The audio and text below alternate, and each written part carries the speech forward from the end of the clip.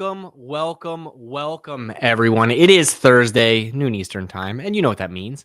It is time for Talent Experience Live, covering everything that you need to know in talent acquisition, recruiting, human resources, and talent management as well. Hello, Kumara. It is nice to have you on the show. Welcome to what we like to call the greatest show on the internet. Move over, Pat McAfee. I can assure you this show is better. It's better than even your favorite podcast, which are also on the internet. I am your host, Devin Foster, and Talent Experience Live is proudly brought to you by the team here at Phenom.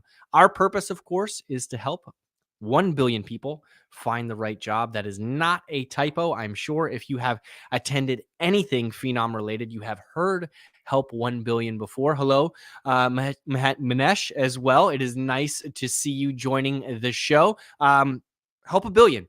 That's what we do here. Whether it's any product that we create, any digital asset that we make, everything that we do is focused on helping 1 billion people find the right job. And we do this through our intelligent talent experience platform, which helps, of course, candidates find the right fit faster when they're looking for that ideal job that I just spoke about. Employees evolve in their current roles and beyond. Recruiters achieve next level productivity and efficiency, and managers build better teams with data, analytics, and of course, automation. And that overall helps your business. So be sure to like and subscribe. Everything that this Phenom is doing, I can assure you we have some newsworthy information coming out over the next few weeks that you certainly won't want to miss about how we are helping candidates find the right fit faster, employees evolve, recruiters achieve that next level productivity, as well as managers get the information that they need with that data and automation. But in the meantime, if you head on over to phenom.com, you can always check out our case studies. I know we just had one a couple weeks ago with ChenMed. They also graced us with their presence on this particular program where they talked a lot about talent communities. So definitely check out what is going on at phenom.com, because you can learn about how that intelligent talent experience platform is powered. And of course, it's powered by super slick artificial intelligence and machine learning. So you won't want to miss any of the information that we can provide and how we can help your recruitment efforts as well as your talent management efforts. Speaking of talent management, next month, November, mark your calendars because TXL is going to go through the employee experience theme. I am going to be joined by my colleague and friend, Tom Tate, and we are going to have some Phenom customers on, some industry experts on to talk about employee experience, everything from gigs to internal mobility, to employee experience, to upskilling, to DE&I, and anything in between. So you will not want to miss any of those episodes. And if you do, by chance, miss one, you can always catch the replays on YouTube. But I did have some of the good folks here spin up a nice little hype video to set as a reminder for our employee experience season happening over the season of Thanksgiving. So Justin, if you would, could you please run the promo for our employee experience season coming up in November? What are we doing to develop them, to retain them? Engagement's higher, your retention is higher. Know where to take her. Our internals are getting the great same experience. A place that we can tap into our internal people and leverage their strengths. Some very special guests coming up, so you won't want to miss that.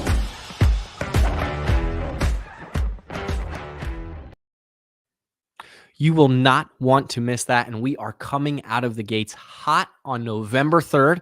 A little bit was previewed there in that trailer, but we are going to have Ashley from Newell Brands hop on November 3rd. So mark your calendars from now so you don't miss it.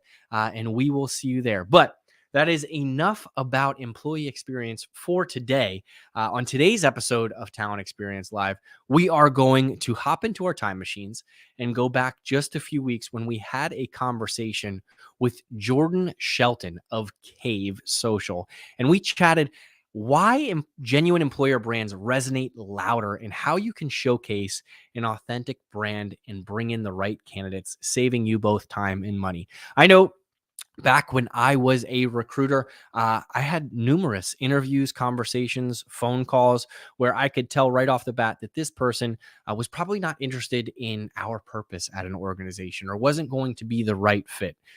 This isn't something, that should be frowned upon. It's a part of every process. But Jordan really unpacks this topic and says how you can showcase who you are as an organization before you ever pick up the phone, before someone ever applies, so that when you do take that next step in the company candidate relationship, you are ensured that both are on the same page. So without any further hesitation, let's see the episode from Jordan Scheltgen of Cave Social.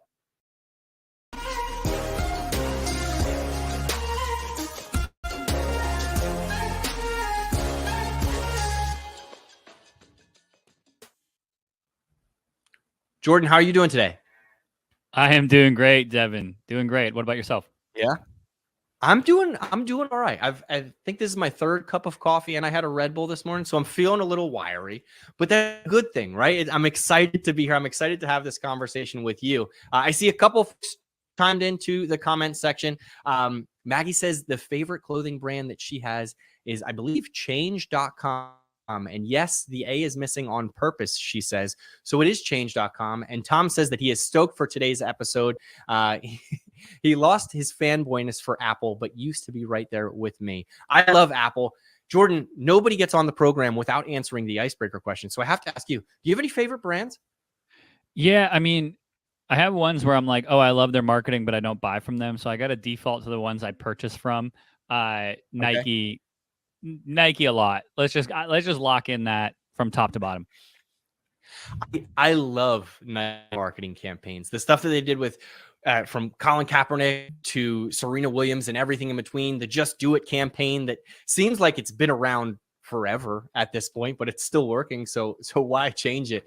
That's them. I'm not wearing Nikes right now, but around 5 o'clock this morning on my way to the gym, I was. So I am right there with you on Nike. But speaking of marketing, I have to ask you, Jordan, what does recruitment marketing mean to you? Totally.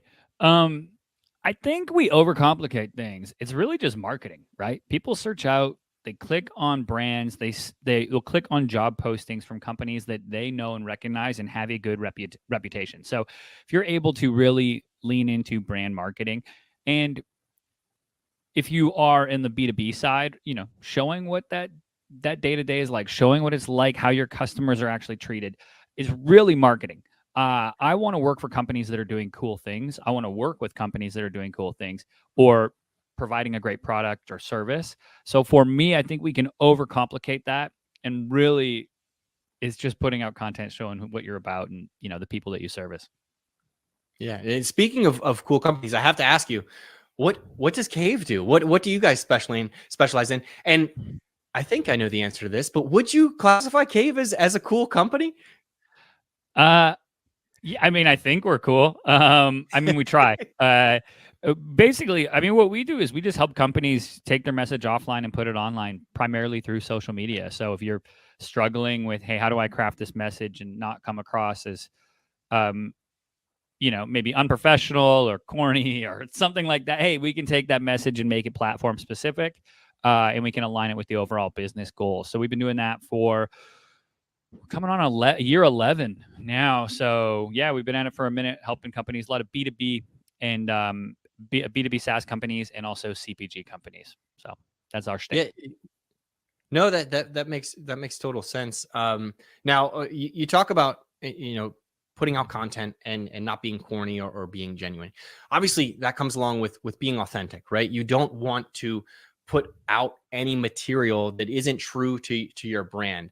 But what do you think it means to be authentic in recruitment marketing or in that content creation? What does that look like with some of the clients that you may have spoken with?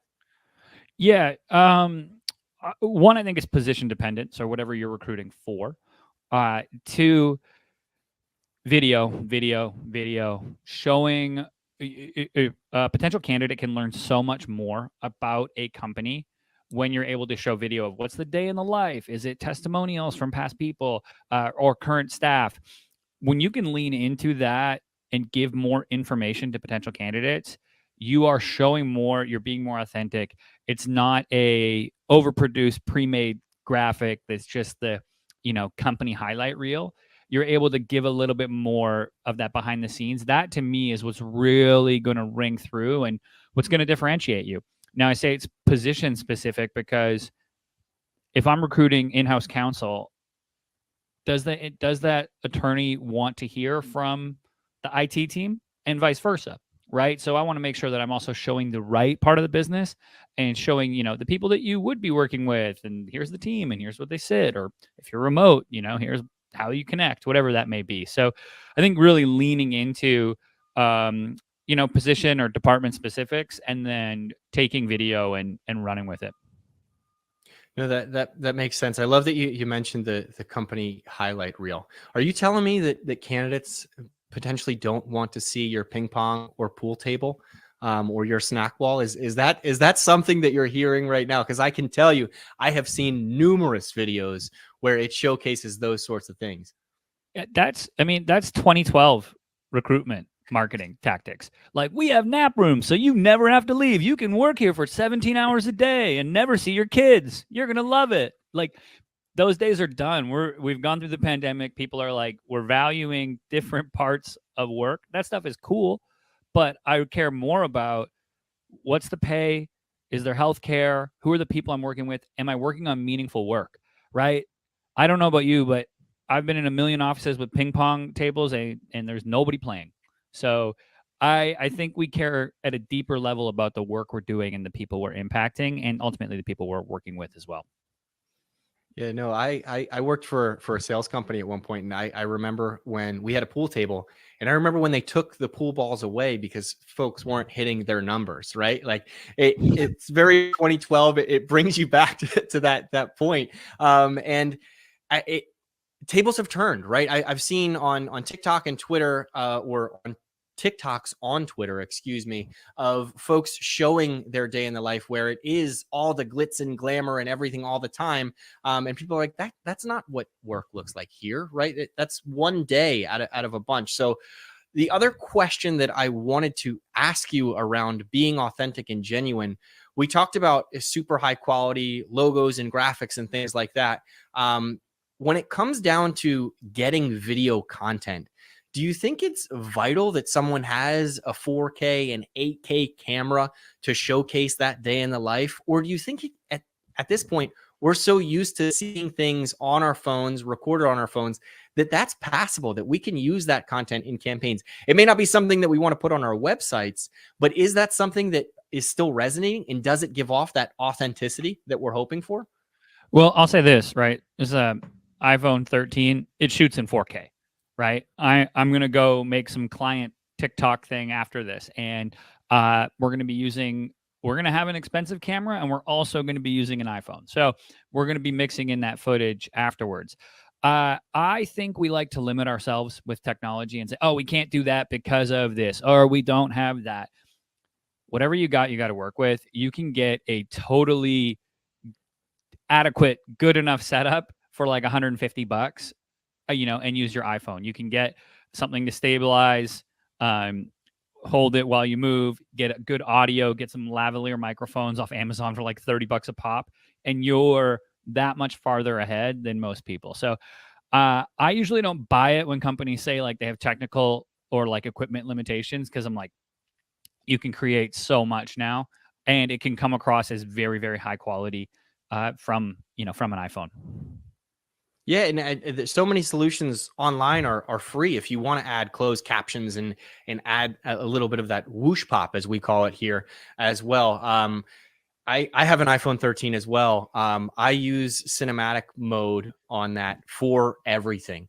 My daughter celebrated, got it, of her blowing out the candles and the whole nine, and I was like, wow, this looks really, really good. So I appreciate that feedback, of people blaming technology and not having the equipment there. It's quite frankly not true in today's day and age. And if it is a little bit grainy or something, I think we're all used to that, right? At this point. But if you're shooting on an iPhone or a top of the line Android, I've talked about Apple too much. I have to give some respect to the green text messages out there as well. It'll still come off as being authentic. But one thing that you mentioned a little bit before we dove into the camera stuff was salary, right? Transparency around that. When you're working with organizations and things like that, it almost feels like compensation is something that is taboo to talk about, right? It's something I've been on interviews where compensation has been brought up and then I never hear from an organization again, right? In order to save time, should people talk about transparency in video content, or is it something that can just be in a job description page, even though we know people don't really read job descriptions anymore? Is it something that should be addressed in that external content from your experience? Yeah, I mean, I would say in the job description at a minimum, you should have the salary band. Starting off any interaction with this like cloak and dagger, trying to get one over, it's just such an adversarial relationship when you bring in a candidate and they have to try to they're already nervous. You're sitting in the power position as the employer and they're already trying to figure out what they can get, what they can't. I just find coming out beforehand and saying, this is the range, and this is what we offer. And then people can have that, they have informed consent when they apply for the job. So they know what they're getting into and they know what they're applying for before they ever submit a resume. And that can be said in video, any other, assisting graphics, whatever you're making, but at a minimum on the job post. No, I agree with that. And the research is out there, right? There are organizations like, Glassdoor and other, companies where you can review jobs and post what salary ranges are. So why continue to hide it? Why aren't companies, being more straightforward with this? And I think that's something that hopefully organizations take with them today and move on, because even if you get somebody for, a lower salary expectation that you want them for, at the end of the day, eventually they're going to look for what they want to be paid, right? That compensation that they're trying to get. So I appreciate you sharing that. The other thing that we talked about a little bit, and I want to ask you the difference of showing a company's, potentially their highlight reel and showcasing what company culture looks like. Company culture is something that is huge in today's day and age. And I know a trend that everyone's talking about is culture ads and thing along those lines. How do you genuinely show your culture, or potentially where you want your culture to be if you've identified an issue? Yeah, I think it starts with understanding what your culture is not, right? And understanding that. So what I mean by that, you go on right now and you look at any job posts, and especially in tech, they're full of Silicon Valley jargon and speak, and hey, work-life balance is celebrated here. But then you get hired, you go there, and you're working on Saturdays. I'd much rather have a company just be like, look, we work hard, but there's a lot of cash incentives involved. Yep, this is what you're going to get into when you get here, because then you're going to attract the right people who, or the people who are, motivated by that cash incentive. So I just don't like when I see companies promoting things they're not, right? Hey, if I told you, Devin, I'm amazing at basketball, I'm the best, you got to recruit me for your 5-on-5 team, and then I show up and I'm airballing everything and I can't tie my shoes, right? Even if you're gonna be like, you might be nice to my face, but you're gonna be like, this guy can't hit a jumper to save his life, right? And I'm probably not gonna get invited to the next 5-on-5. So I think that just kind of representing who you really are to the best that you can, right? People want to know, we all do it. Apply on a job, you scroll right to the bottom, right? Okay, yeah. Integrity, all these things are important, sure. I want to know, what are the requirements for me to get employed, and what am I going to get paid? And what's the comp, what's the work like? Then I'm probably going to go to Glassdoor. I'm probably going to start to poke around. I'm going to start to look at, hey, how long has this position been open for, right? I'm going to do my own due diligence and not take your word for it on just the job posting on what it's like to work there. So I think the company gets the choice to either present who they are in that, and have it align with what else is out there, or I'm just going to go find that out for myself anyways and be like, all right, well, that's kind of BS. And then I'm going to keep it moving. Yeah, no, and it's a two-way street, right? When I've spoken to recruiters in the past, like they've told me, these terrible stories about how folks lie on their resume and how, they say that they're super experienced and they have a fantastic jump shot, to your point, and then they get to the organization and they don't meet expectations, and then no one's happy at the end of the day, right? So for an organization to not do the same is a little bit of it's an issue, right? I'll just say that. But back to talking about company culture, if you have identified what you are, right, and what you're not, but you want to get someplace else, right? We've focused so much over the past few years on DE&I initiatives and creating equal opportunities for all candidates that show up to websites, and so on and so forth. How do you essentially advertise for what's missing from your organization and bring it in there if it doesn't already exist? Yeah, when you look at culture and you're trying to change or add or evolve the culture, it starts with leadership downward. So that to me is going out and bringing in leadership who's experienced in building those types of teams and building out inclusive, building out diverse teams, and understanding that they can go in and actually, when people come in and work, that their voice is going to be heard, and they're going to be, part of this change for better, right? If it's simply just an initiative to hit numbers and doesn't feel authentic from the top down, that's going to be short-lived. So I think that, at least when I've seen culture change at companies, it always is. It's never been from the bottom up. It's always been a leadership change and somebody who's come in and said, "Hey, and this is the new way that we're steering the ship. This is important. We're going, and these are the initiatives. Hey, get on board, or find new employment." And that has been something that you see permeate through. Like, I played college sports, had a couple coaches come in. Each coach had different things. Some coaches were great leaders. Some coaches were not so great. The ones who were great and turned it around, they came in and said, "Hey, the boat's going this way. I'm steering it, and it's going for better. And this is the new standard and how we're going to operate. If that doesn't mesh with you, there's a program down the road you can transfer to. My door's open and you can sign."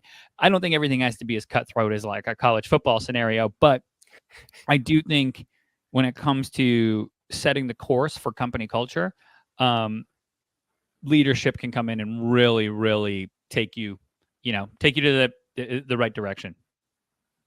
And that goes back to your original point, right? Where recruitment marketing is just marketing. If you have these initiatives where you want to promote women in leadership, or you want to promote more diversity in leadership, whatever it may be, creating some marketing materials around that and building up excitement within your organization that you can showcase outwardly, right?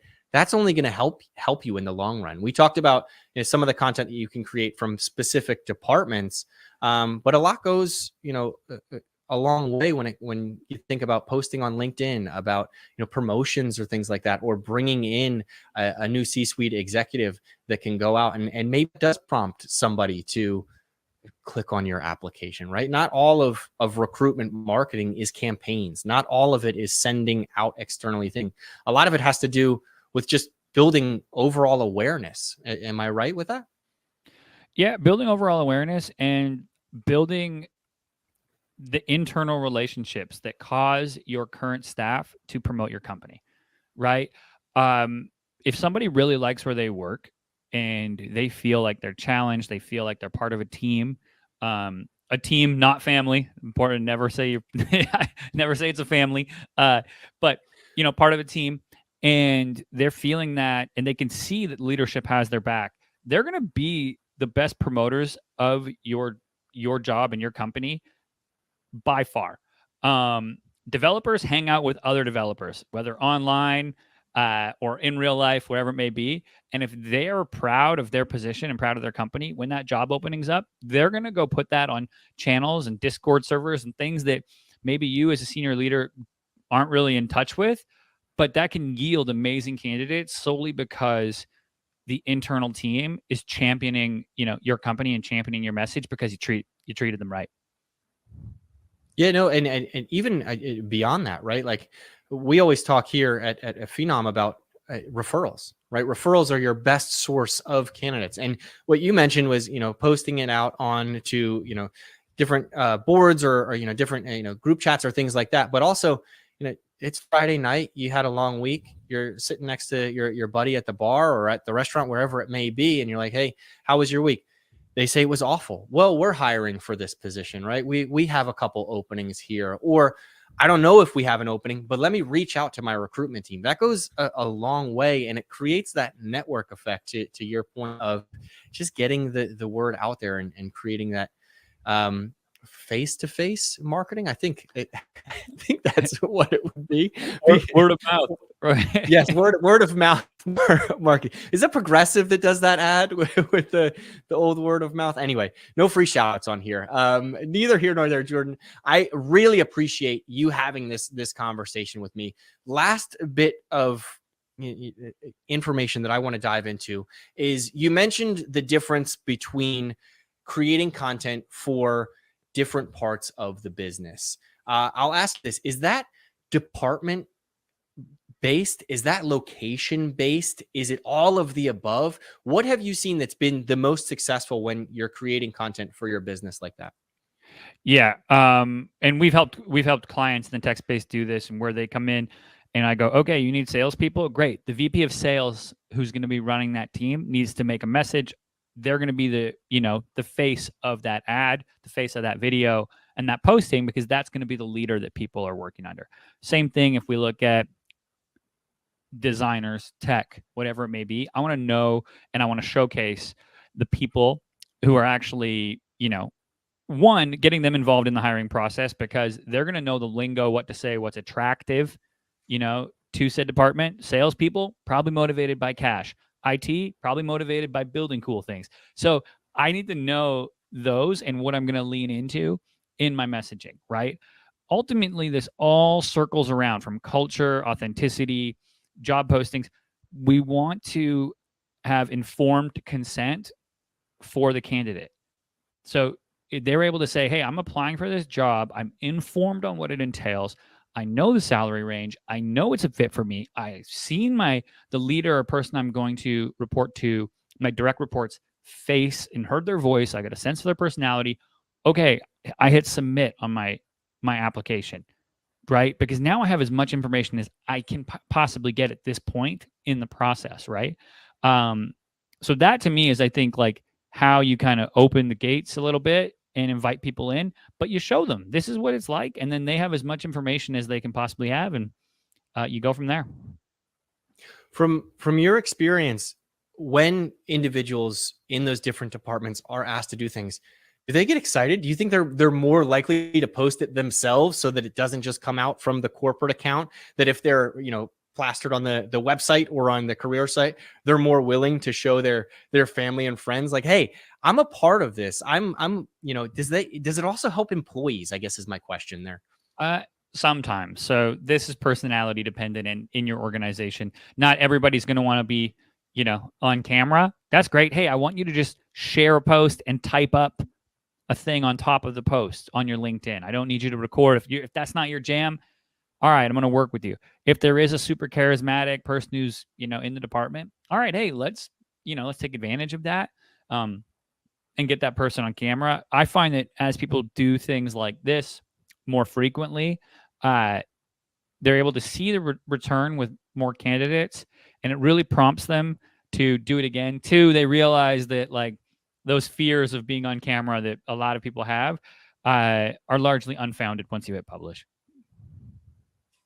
That's fair. Well, I want to thank you for your time. Last question. If you have one piece of information that you want to leave the audience with today about recruitment marketing, or as you put it, marketing in general, what would that be? Just don't copy paste your company description from post to post. Like, just if you really want to hire and have people in and make this investment in them and have them make an investment in you, spend the 10 minutes and write the job description, from scratch. And on top of that, run it through the Flesch-Kincaid reading assessment and make sure it's not over a 6th grade reading level. it's just that's going to be easier to understand. Your writing's going to be better. Everything should be at a 6th grade reading level. I know that sounds wild, but clarity is what you're going for. So it's called the Flesh Kincaid writing evaluator. Throw it in there. That will tell you where you stack up and how how well people can understand what you're trying to say and what you're trying to get across. Yeah, make it short, sweet, and simple, right? That's at the end of the day, people, some of us read still, but a lot of people are just looking at snippets of things. That's why bullet points are so popular in job descriptions. I used to copy and paste, Jordan, and I made quite a few mistakes, whether it be emails, job postings, spelling errors, the whole nine. So we should have had this conversation sooner. Maybe I would still be a recruiter, but but neither here nor there. Jordan, I appreciate the time. Before we go, where can folks go to learn more about Cave? How can they talk to you about their marketing or recruitment marketing efforts? Where can they find you? Yeah, we're a couple places. You can head to cavesocial.com. You can also find me on Twitter, just at my full name there. And if you want to learn anything with marketing, I sit with executives every week on a show called Mind Your Marketing, a podcast where we get into what it's like to kind of, run the head of marketing in companies. So you can find me in a bunch of places, but yeah, cavesocial.com is probably the best way to navigate through. Awesome. Well, thank you so much for taking the time out of your day. I appreciate it. Look forward to having conversations with you in the future. If you want more information, Jordan told you where to find it. And I hope you have a great day, man. Thank you. Cheers, man.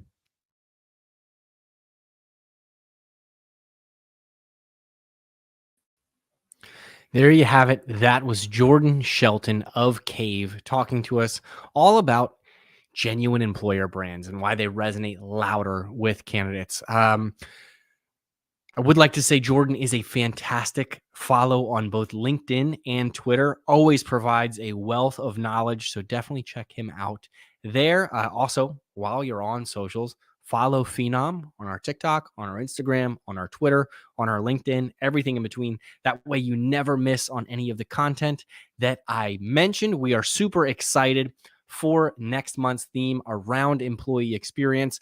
I know there's been a ton of news in the industry around the great resignation, boomerang employees, what to do during economic downturns, things along those lines to keep employees engaged. So you won't want to miss any of those episodes. I hope everyone has a fantastic Thursday. I can't wait to see you next week.